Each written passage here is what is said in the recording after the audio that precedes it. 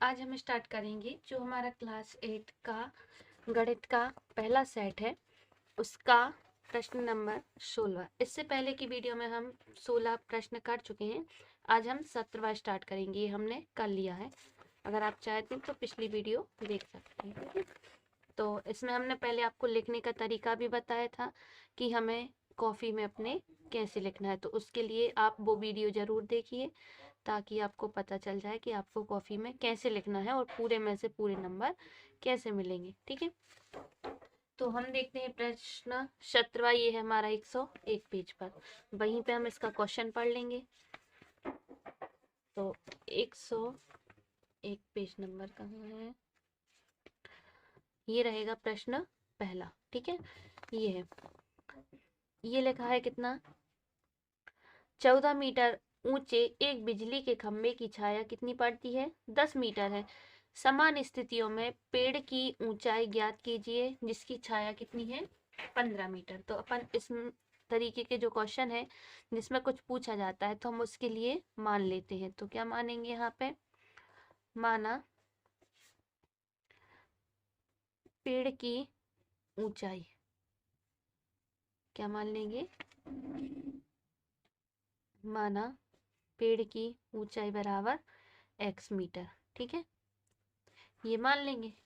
तो जब पेड़ की ऊंचाई कितनी है, x मीटर, तो हमें दिख रहा है यहाँ से, यहाँ देखना आप पेड़ की छाया 10 मीटर है और यहाँ पे 15 मीटर, तो ये किस में होगा, अपने अनुक्रमानुपाती में, ठीक है। तो यहाँ क्या लिखेंगे अपन, पेड़ की ऊंचाई और उसकी जो छाया है, ठीक है, छाया की क्या पड़ेगी, उसकी लंबाई किस अनुपात में है,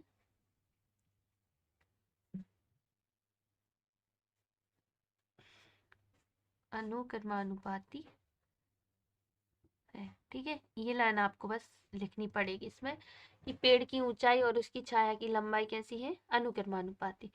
यानी कि जब उसकी ऊंचाई 14 मीटर है, ठीक है, 14 मीटर ऊंचे एक बिजली के खंभे की छाया कितनी पड़ रही है, 10 मीटर।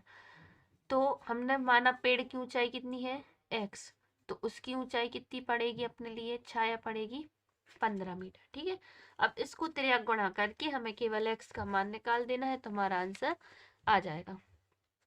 क्या करेंगे अपन यहाँ से, त्रियाक गुणा, ठीक है, त्रियाक गुणा कर दीजिए इसका इधर और इसको इधर, या फिर सीधा सीधा 15 का इधर कर लेना। तो x बराबर 14 गुणित 15 और बटे में कितने आ जाएंगे, 10। 5 से काटेंगे, 5 दूना 10, 5 तिया 15, यहाँ से 2 एकम 2, 2 सत्ते 14। तो 7 का गुणा 3 में कर देंगे तो ये कितना आएगा, 21 मीटर, ठीक है। तो अपन को एक और चीज ध्यान रखना है, जब भी आंसर लिखेंगे तो इस तरीके से अलग से आंसर करके लिखना है। जो इबारत वाले सवाल होते हैं उनके लिए ऐसा अलग से आंसर करके लिख देना है। तो क्या लिखेंगे, पेड़ की ऊंचाई बराबर कितनी है अपनी, 21 मीटर है, ठीक है। इस तरीके से लिख के और फिर इसके लिए आप बंद कर देना, ठीक है। इसके बाद अगला क्वेश्चन हम देखेंगे 18वां, यह पेज नंबर 64 का 5वां। कहाँ है, पेज नंबर 64 का 5वां, ये लिखा, वह सबसे छोटी संख्या ज्ञात कीजिए जिससे 576 को भाग देने पर भागफल एक पूर्ण घन प्राप्त हो जाए। तो ये बिल्कुल सरल सवाल होते हैं, इनके लिए क्या करते हैं अपन, इनका अभाज्य गुणनखंड कर लेंगे और फिर उसके बाद उसकी जोड़ी बनाते हैं, जिसकी जोड़ी नहीं बनती है वही अपना आंसर कहलाता है। यहाँ कितने लिखे हैं, 576, ठीक है। तो अगर आपको अभाज्य गुणनखंड करना नहीं आते हैं तो आज सीख लीजिए। क्या करेंगे, अभाज्य संख्या, सबसे छोटी अभाज्य संख्या कौन सी है, 2। तो हमें क्या इसमें 2 से भाग जा रहा है, तो पीछे 6 है तो इसमें 2 से भाग चला जाएगा, 2 दूनी 4, बचेगा 1, तो हो गए 17, तो 2 अट्ठे 16, फिर 2 अट्ठे 16, फिर 2 से देंगे तो कितना आएगा, 144, फिर 2 से देंगे तो 72, 2 से देंगे तो कितने हो जाएंगे, 3 बार, बचा 1, तो 6 दूना 12, 2 से देंगे तो 18, फिर 2 से देंगे तो 9। अब 2 से नहीं जाएगा, अब किसने से जाएगा, 3 से। 3 तिरका 9 और 3 से देंगे फिर से तो एक बार। अब इतना कर लिया, इसके बाद अब फिर से क्वेश्चन देखेंगे हम। क्वेश्चन पे आते हैं, कितना है, जिससे 576 को भाग देने पर एक पूर्ण घन संख्या प्राप्त हो जाए। अब यहाँ समझना है आपके लिए क्या होता है। 576 बराबर कितना मिला हमें, इन सब का गुणा करेंगे तब जाके हमें कितना मिलेगा, 576। तो 2 गुणित 2 गुणित 2 गुणित 2 गुणित 2 गुणित 2 गुणित 3 गुणित 3। ठीक है, अब इनकी जोड़ी बनाइए, घन बनाना है तो 3 3 की बनाएंगे और वर्ग होता तो 2 2 की। लेकिन यहाँ पे क्या हो रहा है, अपने पास 2 जोड़ी बन रही है, एक जोड़ी नहीं बन रही है। तो हमें इसमें क्या करना है, अगर गुणा करना होता, ठीक है, अगर गुणा पूछा होता तो सीधा सीधा 1 और 3 का गुणा कर देते। लेकिन यहाँ क्या पूछा है अपन से, भाग। तो 3 और 3 दोनों को हटाना पड़ेगा, यानी 3 और 3 से भाग देना पड़ेगा। 3 गुणा 3, तो 3 गुणा 3 क्या होता है अपना, 9। ठीक है, तो क्या रहेंगे अपने पास, यहाँ लिख देंगे, डायरेक्ट लिख दो, 3 गुणा 3 बराबर कितना होगा, 9। ठीक है, आप इस तरीके से अगर डायरेक्ट भी लिख देंगे 9, तब भी आपकी कोई गलती नहीं होगी, पूरा सही माना जाएगा। ठीक है, तो आगे देखते हैं। इसके बाद हमारा अगला क्वेश्चन 19वां है। तो ये है पेज नंबर 89 का 11वां, ये रहा हमारा क्वेश्चन। इस क्वेश्चन को पढ़ते हैं पहले नंबर। तो हम क्या लिखा है, एक घनाभ की विमाएं 60 सेंटीमीटर, चौंगन और 30 सेंटीमीटर है। इस घनाभ के अंदर 6 सेंटीमीटर भुजा वाले कितने छोटे घन रखे जा सकते हैं। ठीक है, ये देखना है।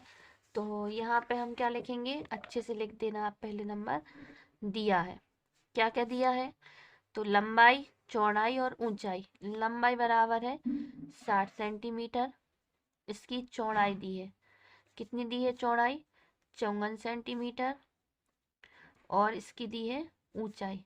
ऊंचाई कितनी है अपनी, 30 सेंटीमीटर। ठीक है, तो हम क्या करेंगे, पहले नंबर घनाभ का आयतन निकालेंगे, यानी कुल आयतन कितना है। अच्छे से पहले ध्यान से समझते जाना बस आप। तो क्या निकाल देंगे यहाँ से, घनाभ का आयतन। घनाभ का आयतन क्या होता है अपना, लंबाई गुणित चौड़ाई गुणित ऊंचाई। ठीक है, तो लंबाई कितनी है 60, चौड़ाई कितनी है 54 और ऊंचाई कितनी है 30।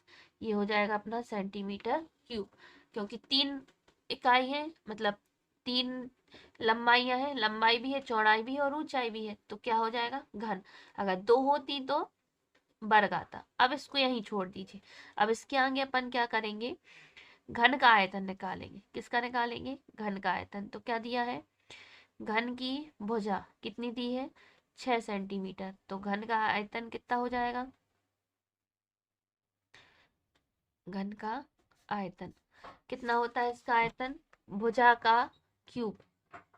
भुजा का क्या कर देते हैं अपन, क्यूब कर लेंगे, तो 6 के ऊपर 3 की घात कर देंगे। ठीक है, अब इसको भी आपको काटना नहीं है, अभी यहाँ पे इसको क्या करेंगे, सेंटीमीटर का भी क्यूब, यहाँ काटेंगे नहीं। अब इसको क्या करेंगे, हमें घनों की संख्या निकालनी है। ठीक है, क्या करना है, छोटे छोटे घनों की संख्या निकालिए। अब ध्यान से समझना, यहाँ पे मान लो कि कोई भी हमें घन दिया है, या फिर वर्ग में समझे तो ये पेज है, इस पे हमने छोटे छोटे खंड बना दिए। ठीक है, छोटे छोटे खंड बना लिए, तो उसमें हमसे पूछा कि आपने कितने खंड बनाए, ये पूछेंगे। तो हम क्या करेंगे, पहले टोटल पेज का जो आयतन है, मतलब टोटल आयतन है, पहले हमें वो पता चल जाए।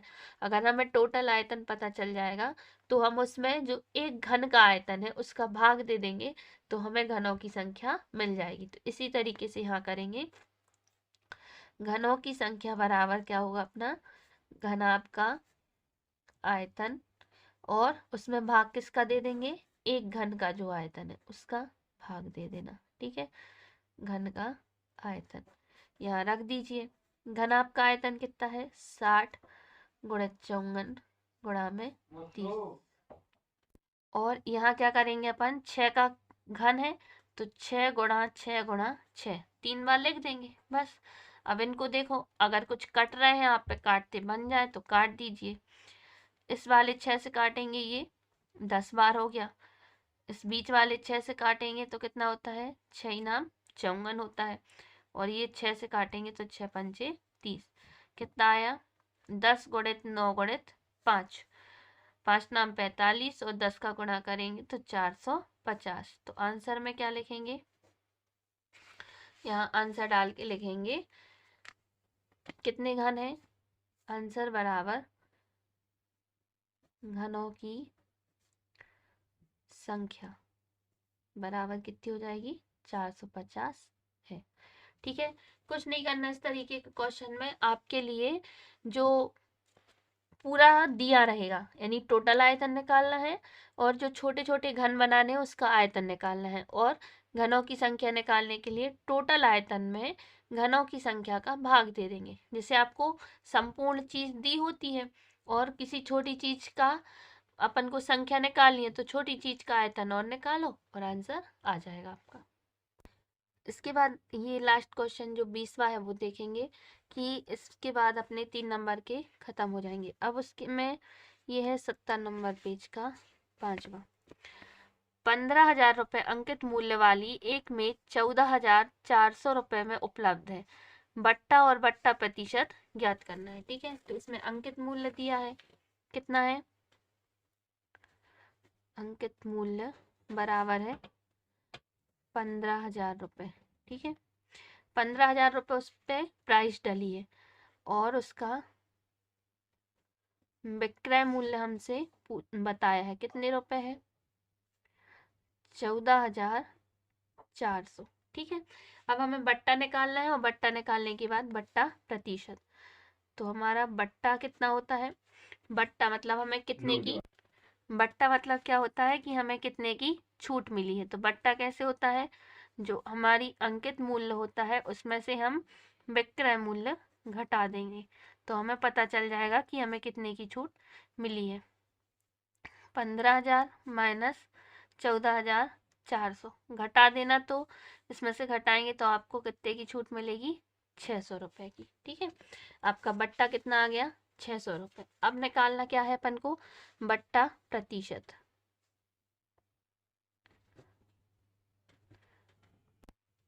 तो इसका देखेंगे हम, बट्टा प्रतिशत बराबर कितना होता है अपना, बट्टा गुणत में 100 और बटे में क्या आ जाता है, अंकित मूल्य। ठीक है, बट्टा प्रतिशत बराबर बट्टा गुणित 100 बटे में अंकित मूल्य। बट्टा कितना है, 600 गुणा में 100 और अंकित मूल्य कितने हैं, 15,000।